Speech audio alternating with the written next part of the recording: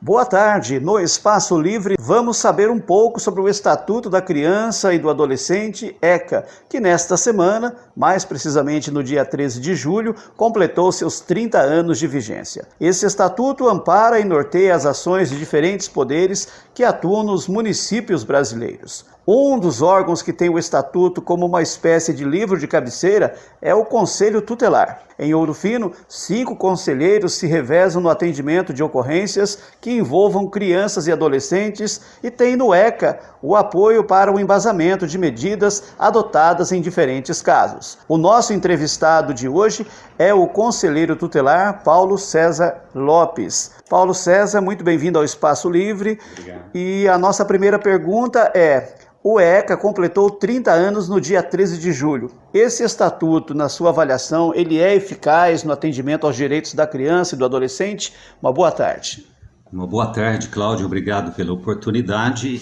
E aqui vamos tentar esclarecer um pouco sobre essa grande questão da criança e do adolescente. Como você mesmo disse, na segunda-feira próxima passada, dia 13, o Estatuto da Criança e do Adolescente completou 30 anos de vida. Eu diria, na minha visão, embora esteja representando aqui o Conselho Tutelar, que o Estatuto, sim, ele veio garantir de forma eficaz os direitos fundamentais da criança e do adolescente. Se porventura nós temos pessoas céticas que não acreditaram e até hoje não acredita nesse estatuto, eu diria que melhor com ele do que não tivéssemos nenhuma lei hoje para garantir os direitos fundamentais da criança e do adolescente. Portanto, e creio sim, tenho absoluta certeza, que o Conselho Tutelar, tendo em vista hoje o sistema desumano e muitas vezes nós diríamos, entre aspas, capitalista, que assola as famílias, colocando elas em vulnerabilidade, se não fosse pelos conselhos tutelares realizando esse zelo pelos direitos das crianças e dos adolescentes, nós teríamos, com certeza, famílias chorando suas dores e com feridas alargadas muito mais do que hoje a gente vê na atualidade. Paulo César, uma parte considerável da sociedade acha que o Estatuto trata o menor infrator como vítima e defende até punição para os crimes cometidos por menores. O senhor tem uma opinião formada sobre isso? Meu olhar sobre o Estatuto não tem essa visão de vitimizar tanto a criança como o adolescente. Eu penso que um e outro hoje são sujeitos de direito que no passado eram obscurecidos e ignorados pela sociedade. Tratado muitas vezes, como diz o próprio Estatuto dos Direitos Humanos, como mercadoria. Portanto, vitimizar a criança ou adolescente, penso que seria um erro assim de retórica e um erro de visão, às vezes arcaico.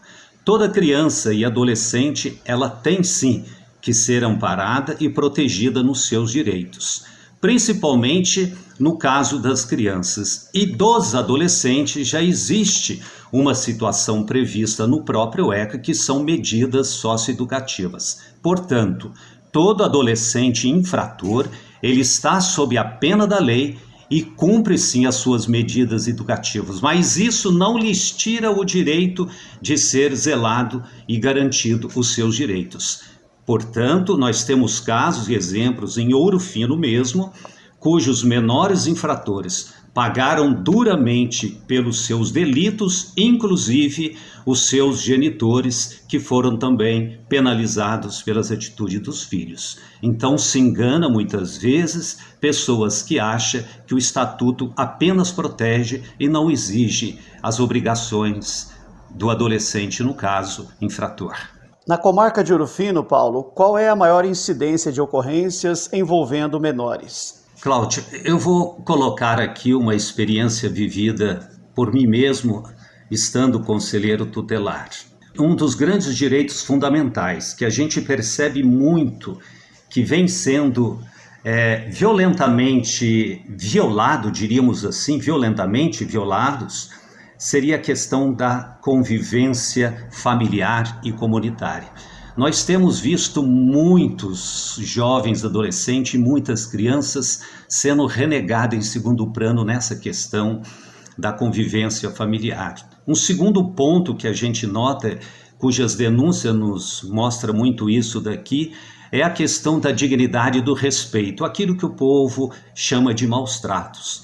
A gente vê muito esse ferimento da dignidade e do respeito das crianças e dos adolescentes, principalmente crianças hoje sendo colocadas à própria sorte e tendo a sua dignidade denegrida, bem como o seu respeito. E com base, Paulo, no ECA, os pais podem ser responsabilizados pelos atos dos filhos menores? Com certeza, o próprio artigo 22 do ECA diz claro: é dever dos pais o sustento, guarda e educação de seus filhos menores.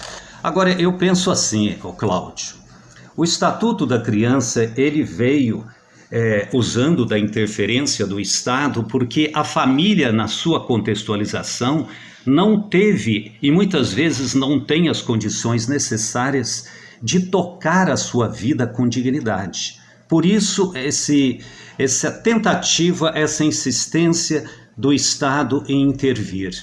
Diríamos assim, o Estado deveria intervir? Acredito que não, mas nas condições que se vive hoje, seria impossível não ter a mão do próprio Estado ali para zelar pela proteção integral da criança e do adolescente. Portanto, acredito que os pais têm sim e são muitas vezes penalizados mediante medidas judiciais pela negligência hoje com relação a seus filhos. Diz claro lá. Agora, veja bem, Cláudio, a questão de educação dos filhos, quando a gente fala de paternidade, de maternidade responsável, isso é uma coisa primitiva, é natural do ser humano cuidar dos seus. O Estatuto apenas veio, ou medidas de proteção de direitos humanos, apenas veio para complementar essa situação. Quando a gente fala em paternidade ou maternidade, rapidamente explicando, nós temos 3 dimensões muito importantes que a gente não deve esquecer. Primeiro é gerar a vida. A segunda dimensão é cuidar dessa vida. Nós perdemos esse sentido de cuidar, inclusive do nosso planeta. E a terceira dimensão, e muito mais importante, que não deveria ser passado a ninguém, é educar essa vida. É educar essa vida para o mundo, educar essa vida para a sociedade, educar essa vida para a sensibilidade. Veja bem, estamos com 75 mil mortos pela pandemia e a insensibilidade humana continua no coração das pessoas. Ainda mais de falar de família. Portanto, é dever do pai colocando o risco deles perderem o poder familiar sobre os seus próprios filhos. Eles têm que ter, é dever, isso não é um pedido, não é um favor, é dever cuidar dos seus. Então, essa seria, né, a nossa próxima pergunta em relação aos casos de abandono. O abandono acontece de diversas maneiras. O não exercício do pacto poder, como você disse agora, pode levar à perda da tutela? Com certeza que pode. Muitas vezes nós temos aplicado medidas representando ao Ministério Público e ao Judiciário o afastamento de pais e mães do seu próprio lar por inconsequência das suas atitudes, por exemplo, diante dos filhos e nos cuidados que os filhos têm. Então isso muitas vezes é uma medida extrema, difícil, mas às vezes acontece o afastamento do genitor ou da genitora do próprio lar. E no Espaço Livre de hoje, conversando com o conselheiro tutelar Paulo César Lopes. Paulo, já caminhando para os momentos finais do nosso programa, o Brasil hoje, ele pode comemorar os 30 anos do ECA? Eu penso que ele pode sim comemorar, mas digo, nós temos muito que avançar nisso daí. As políticas públicas hoje com relação à criança e ao adolescente, ou com relação à própria proteção da família, ainda deixa muito a desejar em termos de política. Não temos ainda efetivamente políticas consistentes, efetivas, que tragam hoje realmente esse respaldo e essa proteção integral a esse núcleo familiar que eu chamo de santuário da vida.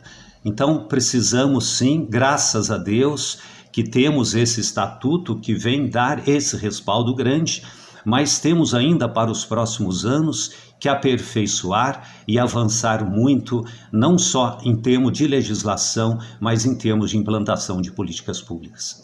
E esse momento final agora do programa, Paulo, a gente gostaria que você pudesse conclamar a sociedade para trabalhar em conjunto com o Conselho, com os demais poderes também na defesa dos direitos da criança e do adolescente, e que você pudesse também informar a estrutura que o Conselho dispõe aqui, de pessoal, os horários de atendimento também e as linhas de contato com a população. Eu queria frisar aqui a todos nossos ouvintes que estão nos acompanhando e que acompanham a Rádio Difusora, que o Conselho Tutelar ele é um órgão de função administrativa que tem a função principal de zelar pela proteção e direitos fundamentais da criança e do adolescente. Colocado isso, nós dizemos que a grande ferramenta que o Conselho Tutelar tem é aquilo que nós chamamos de denúncia. Para chegarmos até as casas, as famílias, ou a qualquer núcleo social onde haja uma violação de direitos, nós precisamos nos alimentar de denúncias. E a denúncia que movimenta o Conselho Tutelar para que ele possa verificar a situação e aplicar as medidas necessárias para isso. Então, a população, a comunidade em geral, não deve se abster, até por questão de consciência, de denunciar qualquer ato que venha violar esse direito ou que venha inclusive violar esse núcleo familiar, como eu disse há pouco, sagrado, chamado de santuário da vida.